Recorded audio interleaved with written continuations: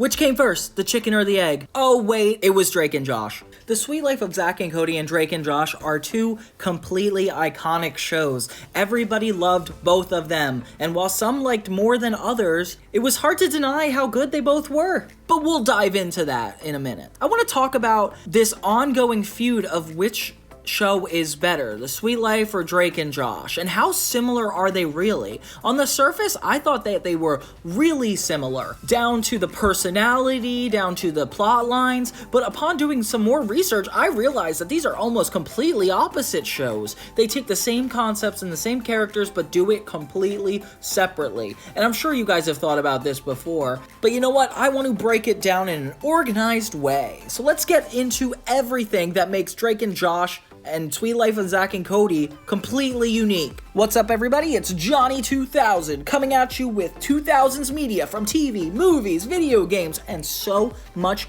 more.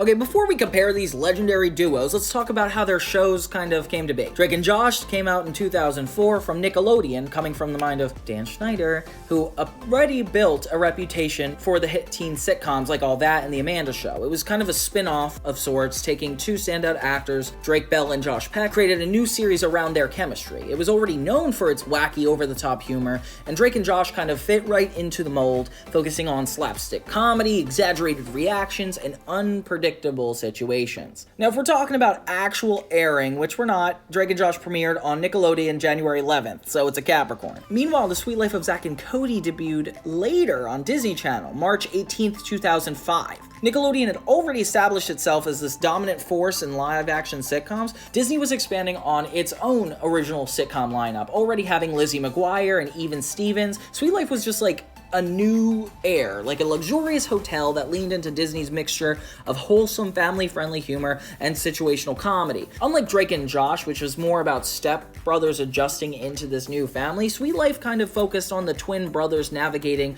the world of high society and constantly testing the patience of the adults around them, which is a major difference. One key difference between the two duos is the age range in which they played their roles. When Drake and Josh started in 2004, Drake Bell was 17 and Josh was also 17.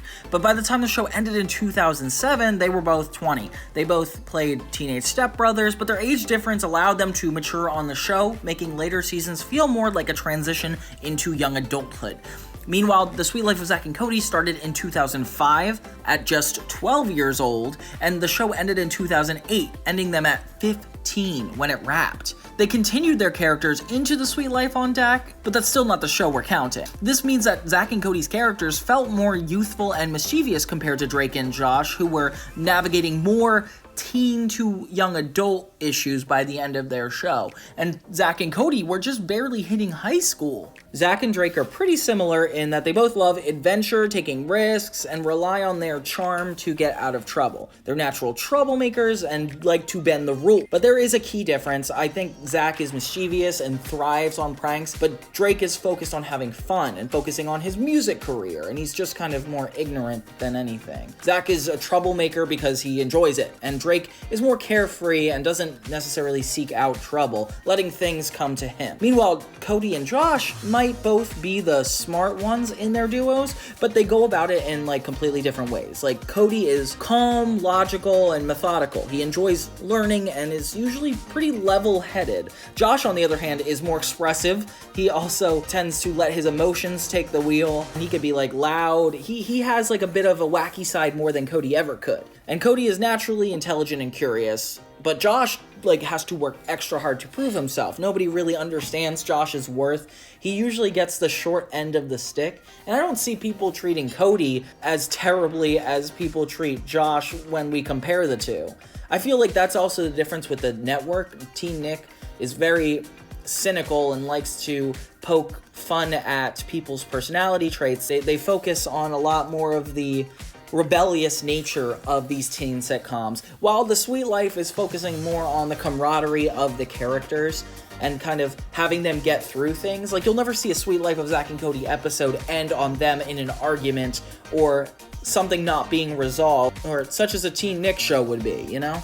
Unlike the structured environment of the Tipton Hotel, Drake and Josh's world is kind of more unpredictable, and despite that they had the premiere and all of their central locations, theirs were more spontaneous and absurd in a less grounded way. Another key difference is the supporting character that shaped the duos. Like, in The Sweet Life of Zack and Cody, they are surrounded by a structured yet wacky hotel staff. Mr. Mosby acted as a strict but caring mentor, and London Tipton has this spoiled heiress with comedic contrast. Their world was controlled entirely by the twins, constantly pushing them beyond the limits of authority. Meanwhile, Drake and Josh, the stepbrothers, had to deal with Megan, their devious younger sister that served more as an antagonist, as opposed to just specifically like Mr. Mosby, for example. Something that makes them really different is their female leads. Like, for example, Drake and Josh have Megan, which is the cynical prank master, like she just wants to see the worst for Drake and Josh. While The Sweet Life of Zack and Cody have Maddie in London. Maddie is super caring and understanding, and London is shallow and selfish, which definitely make the shows very unique to what they're about. Like, Drake and Josh is more of like a family show, and you could see The Sweet Life leaning into more of a workplace comedy that Zack and Cody happen to live in. Another big difference between these shows is how the adults played a role in the main characters' lives. In Drake and Josh, we have Walter and Audrey, who are two married parents navigating their blended family. Walter's the quirky and clueless weatherman, often the butt of the jokes, and Audrey is the more level-headed parent who tried and failed to keep things in order. Their dynamic as a married couple added an extra layer to the show, showing the struggles of raising two completely different stepbrothers under one roof. In The Sweet Life of Zack and Cody, things were definitely different. The twins were raised by a single mother, Carrie, who worked as a lounge singer at the Tipton Hotel, and unlike Walter and Audrey, who had each other to lean on, Carrie has to juggle parenting and managing her career. This often made her the more grounded and responsible figure compared to the goofy antics of the step-parents in Drake and Josh. And Mr. Mosby can easily be compared as the fatherly mentor that gets very frustrated as Walter would be, but Mr. Mosby is frustrated and level-headed. And Carrie was a lot more responsible and able to balance Zack and Cody's wild energy as herself, as opposed to the duo of Walter and Audrey, which is kind of crazy when you think about it. Romantic relationships were also a major part of both shows, but they were handled very differently. Drake was a ladies' man, constantly dating girls throughout the series. His confidence, charm, made him popular, and his relationships were often short-lived and comedic, never having a long-term girlfriend. Josh, on the other hand, had a more meaningful arc with Mindy, his competitive and intelligent girlfriend. Their relationship developed over time, showing growth and emotional depth that contrasted Drake's carefree style. Sweet Life definitely played out differently due to the characters' younger ages. So Zack had this ongoing crush on one of the other main characters, which was a completely different dynamic, the candy counter girl, obviously, and his attempts to win her over were a reoccurring comedic element. Cody, meanwhile, had more stable romantic storylines with Bailey and The Sweet Life on deck, and while his relationships were more serious and heartfelt, definitely very similar to Drake and Josh's. Like, how could you be in such vastly different ages and have such similar dating experiences? I'm just so curious. Now let's talk about the elephant in the room. Yes, the thing that we all think about but never talk about, the success of the movies. So let's talk about Drake and Josh, specifically Go Hollywood, because I know they had a lot of TV movies. They had Merry Christmas, Drake and Josh, but let's count Drake and Josh Go Hollywood and the Sweet Life movie.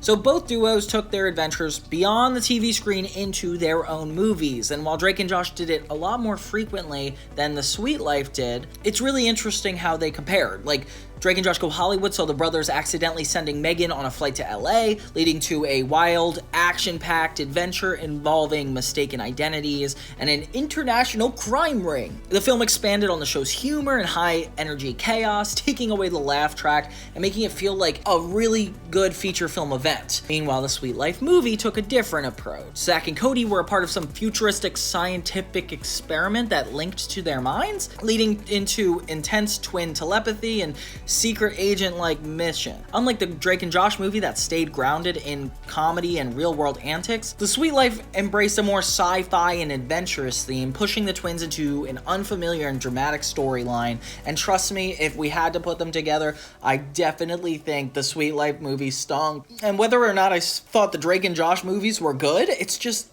the Sweet Life movie stunk. And that's all I have to really say on the subject. Overall, these shows are so much more different than I gave it credit for. From the surrounding characters, the movies, to the even the age difference, I never realized the uniqueness that separates these two shows. I sometimes wonder myself which one is necessarily funnier, and I even have trouble doing that, because they're in such vastly different categories, it's almost like harder to compare them. But now that we did, I'm kind of curious what you guys think. Did your opinion change? Did you think Drake and Josh was the best show? Did you think Sweet Life of Zack and Cody was actually better? And I want to know all your thoughts down in the comments. Thank you guys so much for watching. I'm so happy with all the progress my channel has made in the past couple weeks, and I'm hopeful that you guys will stick with me on my journey through the 2000s. Until next time, this is Johnny 2000 focusing on the 2000s TV, media, video games, and so much more. Thank you guys so much for watching, and I'll see you soon. 2 legendary sitcoms, 2 legendary casts, but only one question. Was Sonny with a Chance actually better than Victorious? Well, since I'm making this video, I have the power to say yes. Both shows centered around a young, aspiring entertainer trying to make it big, but their execution was wildly different. So today we're going to be breaking it all down, characters, comedy, music, and lasting impact, to finally settle the debate that you guys probably already have an opinion about. What's up, everybody? It's Johnny 2000 here, talking about nostalgia from TV, movies, video games, and so much more. So today, I'm talking about a really fun topic, Sonny with a Chance versus Victorious. We gotta get back to the wizard world. There's trouble in the lair.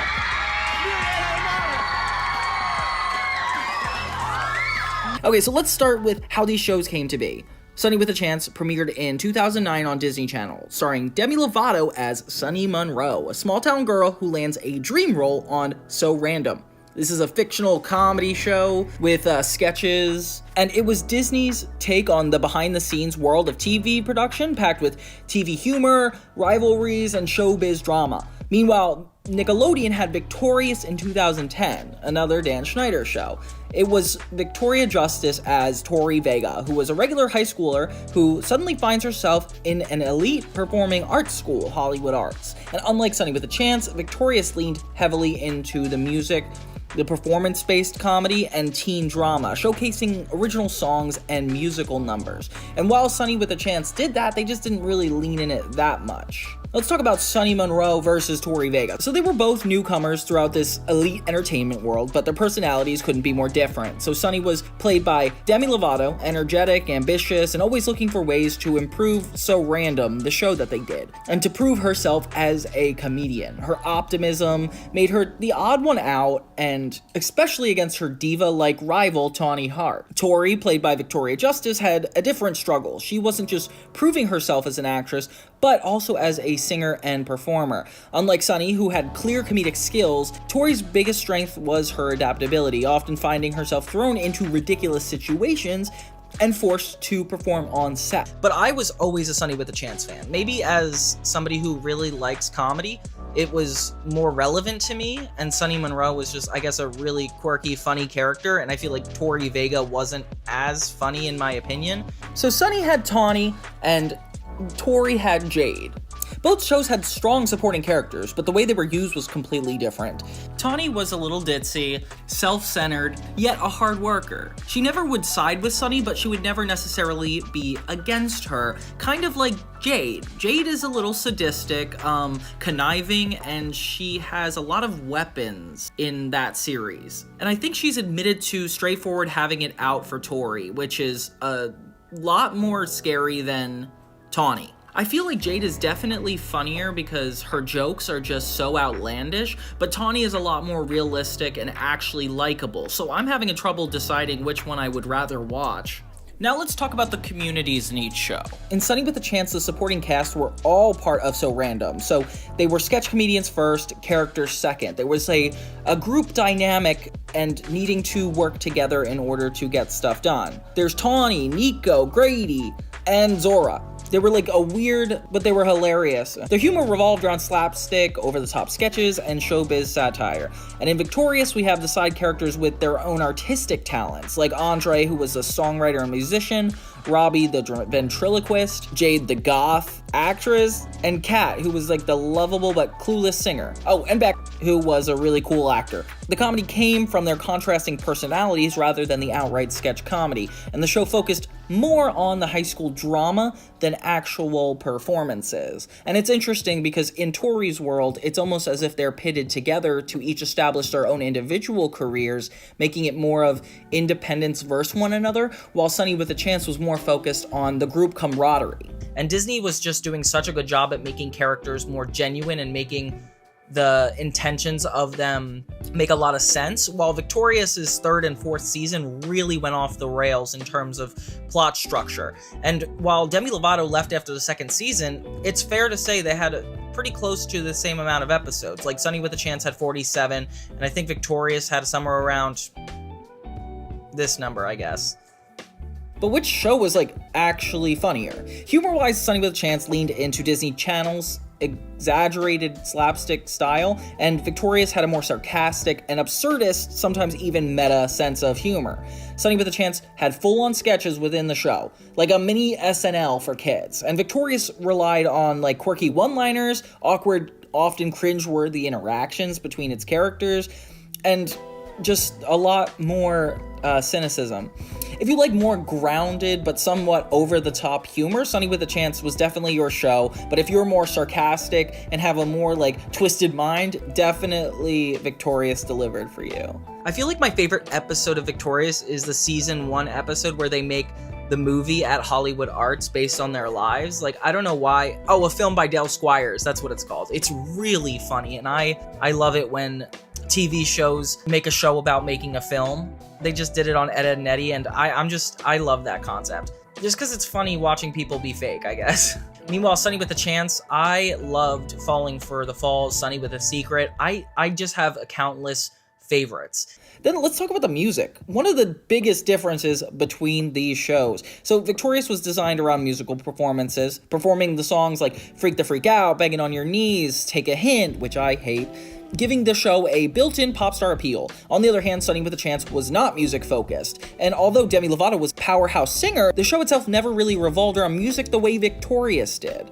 We saw a lot of really great musical numbers in the second season, but it felt a little shoehorned in. Like Me, Myself, and Time by Demi Lovato was a great song, but not really relevant to a sketch comedy show. And same thing with Walk a Mile in My Pants, and a lot of the songs in the second season. Actually, those did really well because they were more comedic songs, so they were somehow good songs and funny at the same time. And I mean, while Victorious was that way, Victorious was more focused on being a good song, and I kind of prefer the comedic approach to it. I think it's definitely a lot stronger. But let's talk about some of the relationships on this show. So Sonny's love story was mostly focused on Chad Dylan Cooper, who was this egotistical yet charming actor from the rival show Mackenzie Falls. They had a love-hate chemistry, and that was like the highlight, making their relationship one of Disney's more memorable pairings. In Victorious, that was kind of a romantic mess. Tori had multiple almost relationships, including one that interfered with Jade and Beck, which added a really complicated factor to it, almost one where the audience is questioning the morals of the main character a little too much and distracting away from the main plot of the show. And I really appreciate that Sonny with a Chance's romances actually coincided with their goals as characters, while Victorious's felt like high school drama and performing drama, but not necessarily coincided in every instance. Unlike Sonny with a Chance, Victorious never really committed to a strong central romance, which kind of frustrated a lot of fans. But also, like somebody like me, I don't really care about that stuff. And yet, I do admit Sonny with a Chance did it a little bit better. We could also talk about the way they ended. It's really interesting because Victorious got extended for a quote-unquote fifth season, but it's listed weird on the Paramount Plus stuff. Meanwhile, Demi Lovato left Sonny with a Chance after the second season, but they did have a lot more episodes up until that point. Let's not talk about how the third season was kind of a downfall when it came to the quality. But you know what? I would argue that Victorious's quality went down after the first season, and they kind of dropped the entire Hollywood Arts. And they kind of dropped, Tori's attainable goals and just made it more of an ensemble show, while Sonny with a Chance always stuck to this lead with the goal to be famous. and you could see that through the entirety of the show. But like, let's think about which show left a bigger legacy. Like, which show was better? And if you wanted a fun sketch comedy-driven show, sure, that's definitely a really good chance to watch Sonny with a Chance because of its behind-the-scenes showbiz moments, SNL-style comedy sketches. But if you were looking for a music-driven performing arts high school experience, that's definitely Victorious and the way to go with that. Either way, if you're somebody who is inspired by the arts or care about music and fulfilling a dream, both of these shows will scratch that itch, and it doesn't really matter which way it goes. This is all my opinion, so I kind of want to hear what is going on with you guys. Which one did you grow up watching more, Sonny with a Chance or Victorious? As I'm making these videos, I'm attempting to be as perfect and yet flawed as a normal conversation with anyone would be. So I won't always get my facts straight. I'm more going to be doing it in a conversational way because I love talking to you guys about teen media. I love talking about Cartoon Network and so much more. So please keep up watching these videos. I appreciate you guys so much, and tell me what you want to see next because I would love to do anything. Thank you guys so much for watching. This is Johnny 2000, and I will talk to you guys soon. Remember that trope in teen shows where the main character falls in love with one of their close friends? It's all too common. Not only are Nickelodeon and Disney Channel different with their live-action sitcoms, they're even different the way they approach relationships, especially in their teen shows. And I want to break down the most infamous couples on the most popular shows on both channels. Yes, it's exactly who you're thinking. iCarly with Sam and Freddie, and Hannah Montana with Lily and Oliver. It wasn't until I started making these retrospectives that I realized how closely Hannah Montana and iCarly coincided, but I was missing something that was right in front of me: the relationships. Both of these shows had their main friend group's characters fall in love. They managed to make it so different, but the same at the same time. What's up, everybody? It's Johnny 2000, covering all 2000s media, from movie, TV, video games, and so much more. On Hannah Montana, Lily is Miley's best friend. She's a girly girl, but also a skater girl. Oliver is a feminine goofball that just happens to fit in with the group. Meanwhile, on iCarly, we have Sam, who is this aggressive jokester, and Freddie, the guy who's just trying to fit in the friend group. So I wanted to take the two most pivotal episodes where we kind of see the couples at their peaks and kind of compare and contrast their relationships. We got Hannah Montana's What I Don't Like About You and iCarly's I Date Sam and Freddie. Let's break down the two episodes and kind of talk about it. Let's start with iCarly. So, iCarly starts with Sam and Freddie in an argument. This newly together couple are trying to figure out how to get along. One is super aggressive and one is super passive. So obviously that's the first argument. Sam apparently is standing up to his mom for him, and he's basically like, you don't have to do that. Sam, Freddie should be able to complain about people to you without worrying that you're going to put them in a hospital. I guess. And Freddie, even though it's a little extreme to violate a man with bees, you should at least appreciate that Sam did it because she cares about you. The two had a lot of tension as friends, and it seems like they didn't change their characters at all to fit the relationship, which I kind of like. I like that they are true to themselves as characters, but that also shows that they really haven't grown at all, and that's something that concerns me. Like, at least Oliver and Lily had their relationship impact them a little bit more. There's a B-plot where Spencer is apparently cutting grass that he put in the house, which is nuts at this point. And Gibby is trying to establish a B-plot with Carly by getting a puppy. Why'd you call me his mommy? Well, you know, Sam and Freddie are always hanging out together now. Yeah? And that means you and I are gonna have more time. Just the two of us. Yeah?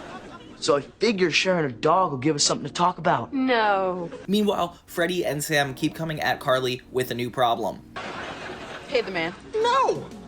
What cup is worth 36 bucks? That's Jamaican plastic. Forget it. I can't believe you're being so cheap. They even go as far as to wake her up in the middle of the night to settle a dispute between the two. Which is kind of like me and YouTube. I'm always settling disputes. The next day, they're ready to film iCarly, and Freddie and Sam are actually in a good mood. It's positive at first, then live on the web show, they have a disagreement. I thought we were doing the blue butt bit first. No, we decided to do the adult diaper bit first.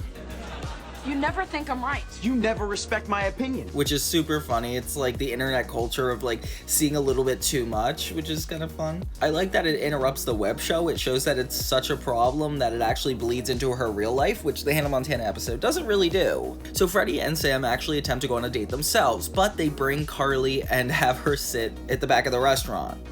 Freddie, it's not nice to judge other people's cheese habits. Sam, that's an insane amount of cheese. It embarrasses me. She has a bad time, like people start coming up to her, and eventually they argue once again. It's really clear that this is not gonna work. Like they argue so much, it's like not healthy. Like these people shouldn't need an outside party in order to date. Like that's ridiculous. Seriously, why don't you two just pick up your forks and use them to jab each other in the eyes? And this is a lot more extreme than the Hannah Montana one, I would say. The lengths they go to insult each other, and it only takes Carly yelling at them and standing up to them for them to finally realize that maybe it's a little too much. I deserve this lasagna. The episode ends there and the relationship kind of goes on past this episode, but I do feel like this is primarily the episode in which was copied to the Hannah Montana one. Now let's switch to Hannah Montana for a second. So we start the episode with Hannah Montana coming back from her newest movie, Indiana Jones, and it's this really obvious parody of Indiana Jones, but it's funny watching her outtakes. Miley's returning home from this long vacation, hoping that nothing's changed, only to leave the room and see that Lily and Oliver kiss. Oh my gosh, what? We jump into hearing them talk about why they need to keep it a secret from her and that she wouldn't really understand right away, and Oliver has a couple funny lines here. You know, sometimes I could say things like, ooh, doesn't Lily look cute today? And, you know, another time you could be like, wow, I've never really noticed it, but Oliver looks like a Greek god, or... Miley confronts them at the beach, saying that she knows what happened because obviously it was in their living room. You guys should date. And then not tell me about it.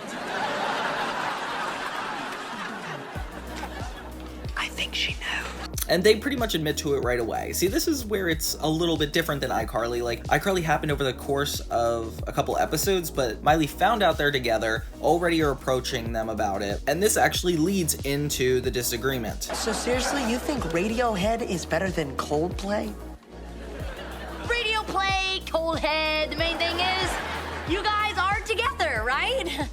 It doesn't seem like they as a couple argue or disagree too much. It's almost like this is one really specific scenario. And in this scenario, basically they argue over Radiohead versus Coldplay, like which song did they dance to, which leads to them arguing about their first date and even more. If you like Coldplay so much, they should be your girlfriend. You could take them skating and then not remember it! I'll take them skating and not remember it. You know what? Who's 12 now? And they even break up pretty much right then and there on the beach, which this is what should have happened with Freddie and Sam. Like, theirs is so dysfunctional, it's almost like distasteful. Like, you feel guilty for watching them be together and happy about it. Where at least Lily and Oliver, you're like, okay, I could see why they should be together. Because you're obviously wrong. I'll tell you what's wrong. When I picked you as a boyfriend. You guys, please stop fighting. This is ridiculous. Miley is insistent that if they're going to argue, they better come back to her by the time they're done. So she sits on the beach until midnight. Robbie actually even gives her a blanket because that's how long she's been there. Throughout the episode, she constantly asks Robbie for advice through metaphor of his sandwich. And the tomato decided that they should be together. Oh, I love you, bacon pop. Yes, I love you too, tomato pop.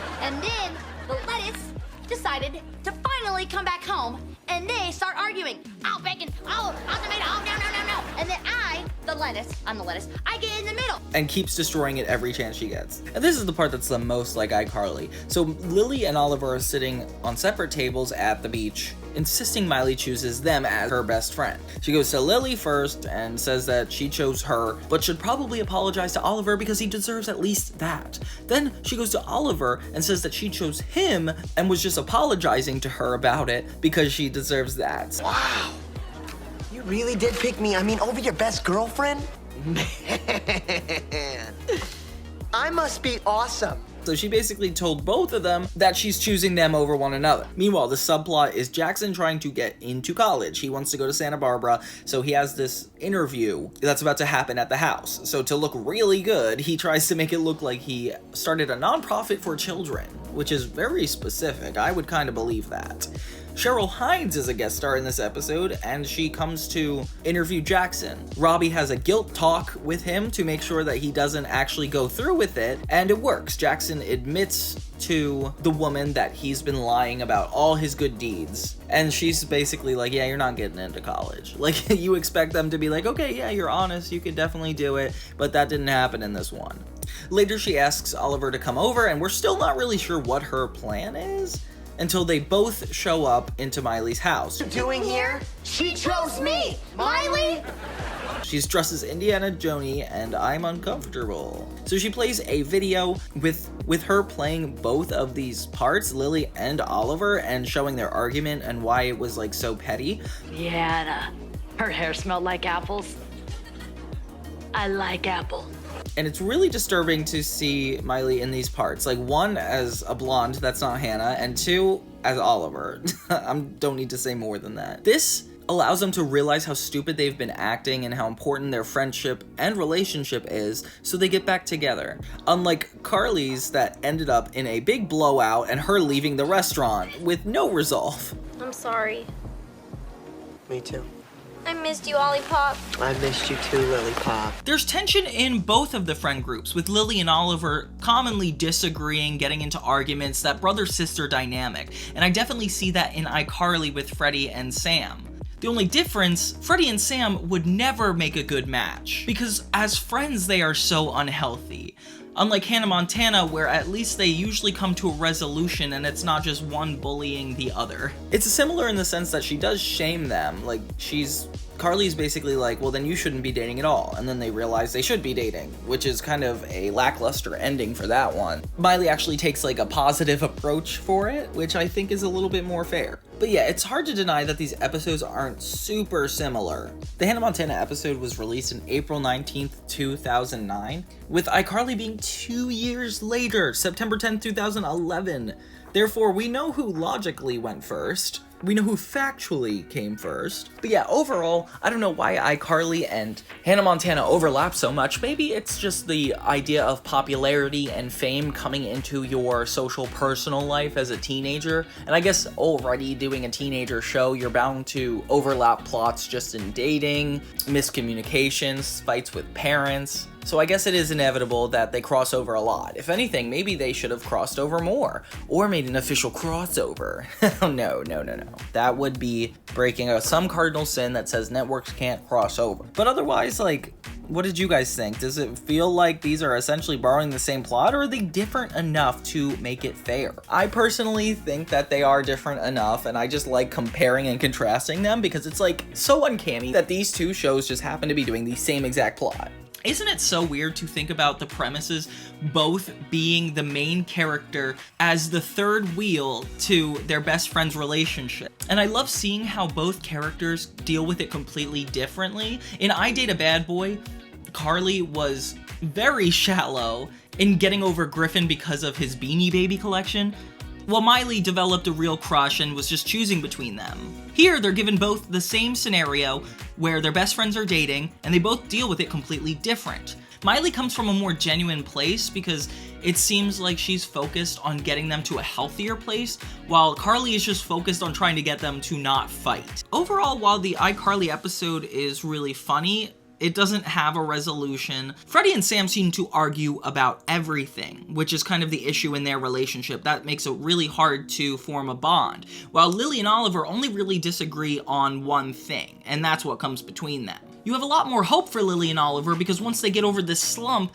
it's going to be a while before they get another obstacle, while Freddie and Sam deal with obstacles all the time. And is that fun to deal with? Not really. Suddenly, Carly is not fixing their relationship for the sake of caring about her friends. She's fixing it for the inconveniences of the people around them. Also, Lily and Oliver date successfully throughout the rest of the series, having a lot of more important moments between each other. They overcome a lot of their disagreements and become stronger as a couple, while Sam and Freddie, spoiler alert, don't really last that long and continue to argue the rest of the time. But yeah, overall, they're both really funny episodes, but this is when iCarly starts to take a downturn in the quality of its show, while Hannah Montana is just getting better from here on out. So I think objectively, the Hannah Montana one does it a lot better. But what do you guys think? Do you ship Carly and Freddie more than Lily and Oliver? Thank you guys so much for watching. This is Johnny 2000, and I will see you guys next time. Okay, so 2 boy band sitcoms, 2 iconic groups for completely different reasons, but there's only one question. Was Big Time Rush actually better than Jonas? Let me just tell you right off the bat, the show, so much better. Big Time Rush lasted 4 seasons, while Jonas only lasted 2, and that's enough. I don't know what else more I need to say. That not only the audience, the network, everybody seemed to agree that Big Time Rush was going somewhere. Jonas had one okay season where they were witty and quirky and going to school, and then one attempt at a rebrand in the season where they're in LA and in romance and dramatics. It didn't know what it wanted to be, and that's for sure. Nickelodeon and Disney Channel both took shots at blending music, comedy, and teenage stardom, but their approaches were like super different. So today, let's break down everything: the characters, music, humor, and lasting impact that Jonas and Big Time Rush attempted to fill on screen. What's up, everybody? It's Johnny 2000, covering all 2000s media, from movie, TV, video games, and so much more. Jonas had always been around before this show, so this show was kind of like an afterthought for their careers. Camp Rock was the one that really set them off in Disney Channel, but this show really took everything to the next level. Their music was great for a while, and despite the show's minimal efforts, it was always pretty good. Okay, let's start how we like to, with the origins. So Big Time Rush premiered on Nickelodeon 2009, created by Scott Fellows, that guy who did Ned's Declassified. The show followed 4 hockey players from Minnesota: Kendall, James, Carlos, and Logan, who unexpectedly get a chance to form a boy band and navigate the ups and downs of Hollywood. The series combined comedy, music, and behind-the-scenes looks at the entertainment industry. Kind of like a fish out of water, with 4 guys that aren't used to the LA scene adapting to its culture, which is always a really fun plot line. On the other hand, Jonas debuted on Disney Channel in 2009. It starred the already famous Jonas Brothers, Kevin, Joe, and Nick, as fictionalized versions of themselves. It was always so hard to figure out how they connected to the real ones in the real world, like what was a part of their actual lives and what was just a part of the TV show. And since we didn't get to see them from their origins and they just get thrown into being pop stars, it's a little different. I didn't realize Disney Channel didn't like to do it that way. But Hannah Montana's like that. She's already a pop star when the series starts, so I guess that's just how they roll. It's about their normal life dealing with school, friendships, and everyday teenage issues. The music was a key component, and it actually had a lot of musical numbers that ended the plots of the episode. So they were really good at intertwining the plots and the music off the bat. And it was more of a sitcom. It was more focused on family than an industry-focused story like Big Time Rush. Now let's talk about the main characters. So in Big Time Rush, we got Kendall Knight, he's the natural leader. James Diamond, who's the pretty boy. Carlos, who is the fun-loving goofball. And Logan, who is the smart, cautious one. Meanwhile, the Jonas Brothers have the charming and slightly clueless Joe, the serious and musically gifted perfectionist Nick, and the quirky, eccentric older brother Kevin. Now see, something about these characters are, since there's less in Jonas, it seems like they have more of a dual personality. Like, they take on more character traits than just the simple, the smart one, the dumb one, while Big Time Rush tends to fall into that more cartoony and broad definition. Real-life chemistry between the Jonas Brothers was undeniable. Their scripted personas felt a little more exaggerated, which definitely was on tone with Big Time Rush. I don't know what it is about these boy band shows that they have to actually be over-the-top ridiculous, but I guess that's fine. Big Time Rush seemed to be script first, then the brothers' chemistry second, while Jonas is the other way around. The Jonas Brothers' chemistry was the show, and the script didn't really need to come yet, and definitely shows in the qualities of these. Doesn't mean they didn't copy off of one another at one point, though. And then we have our surrounding cast. We have Gustavo Rock, who's loud and over-the-top record producer. His assistant, who was always the micromanager. Katie, Kendall's younger sister, who often was a mastermind and outsmarted adults. And on the Jonas side, they have Stella, who is the brother's best friend and stylist, which has a complicated friendship with Joe. Macy, who's the ultimate fangirl turned into best friend. And Tom, the boys' quirky dad, who manages their careers. So both shows are super unique in the way they surround their cast. And for some reason, I don't know how Big Time Rush juggles so many main characters. While Jonas had a fun and likable supporting cast, Big Time Rush's definitely felt more integral to the band's success and struggles, making their presence a little bit more impactful. A fan and a potential relationship always with the group allowed for a lot more interesting stories with Jonas. Unfortunately, it never could have been explored. Now let's talk about the music. So since both shows were centered around boy bands, obviously music was a big part of their appeal.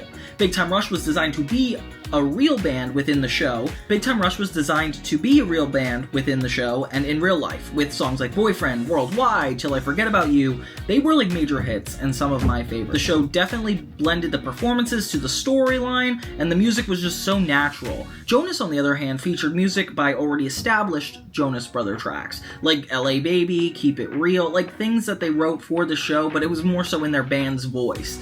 Give Love a Try, that was a good song, I like that. It just felt a little bit separate from the plot. Or if it was coincided with the plot, it's a little cheesy, like that pizza song. I don't know what that was about. And I remember they had a couple episodes that were very similar, like Big Time School of Rock, that one where they have to balance fame and school. Like, literally, that's the same thing as Exam Jam from Jonas. And it's the brothers trying to pass finals while still maintaining their musical commitments. Then Big Time Fans and Macy's Day Parade, those are the episodes which both focused around the fan behavior around the group. Big Time Rush has that obsessive fan, and obviously Macy knows the brothers, and her tendencies get out of control, but it is a little bit cooler because Macy's a main character as opposed to the fangirl the Big Time Rush one. Comedy and tone is really interesting. It's both of their strengths. For Big Time Rush, they had the wacky, chaotic humor that Nickelodeon was known for, the over-the-top personalities, boys' antics, and schemes just made for hilarious moments, while Jonas had a more lighthearted Disney-style humor with quirky family dynamics, awkward teen moments, like that's what they were about. And genuinely, I prefer the Big Time Rush on this account, unfortunately, for you guys. The relationships were interesting. Big Time Rush didn't really follow a super strong narrative when it came to the relationships, not like Jonas did. I mean, Jonas had the love interest just a part of the main group, the main cast. It's a lot harder to find a consistent love theme when there's so many characters you have to balance. So Joe definitely had the backseat story. And I definitely think Big Time Rush didn't keep the consistency that well. Like, while they were so good at being a boy band show, that definitely came at the cost of having those relationships really meaning something and carrying out. But Jonas, in its short time period, did a good job at that, kind of. So which show was better? I mean, there was never a question. I just thought it would be fun to talk about, compare and contrast as you will. But if you were looking for a show that took a boy band from nothing to a big, famous dream and navigating all the ups and downs that come with the industry, Big Time Rush was definitely the clear winner. Its mix of comedy, music, and industry is so entertaining to watch, and it's just really well thought out. The characters are interesting, the entire ensemble makes the show feel like successful when they do well. But if you were already a Jonas Brothers fan and saw them come to the big screen, obviously this is going to be so much more nostalgic for you. This is probably your childhood. If you're a Disney kid and want to see a boy band show, this is definitely going to scratch that itch. I wish I could tell you you'd have a lot of episodes to use, but you wouldn't. And I don't know how the fans really think about this show, and I'm so curious how that tone gap between the first season and the second one really did for their fans. And if you like the Jonas Brothers, their over-the-top personalities, wacky situations would definitely have entertained you. But at the end of the day, both shows brought something really unique to the table, something really fun, and some good music to listen to while you're at it. But I would love to know which one is your guys' favorite, Jonas or Big Time Rush?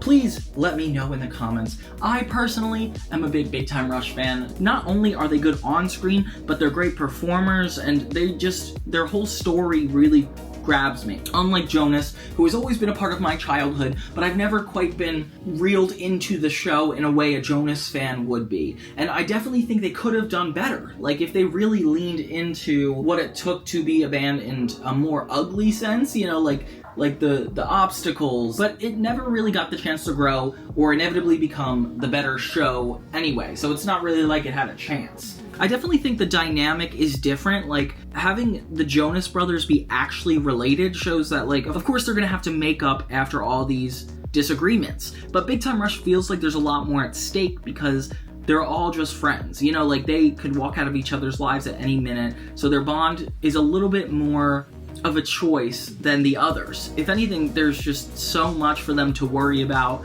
and that makes you, as an audience, really want to tune in and see what's next. But for the Jonas Brothers, it's not like it's a really big risk, you know, like, it's not like they're gonna one day move out and never see each other again. I mean, they had some scares in the episodes, but it just never really became a threat. But I think each show is good in its own right. But what do you guys think? Don't forget to tell me in the comments below whether you were a more Big Time Rush fan or a Jonas Brothers fan. And until next time, this is Johnny 2000s covering media, TV, movies, and so much more. I'll see you guys next time.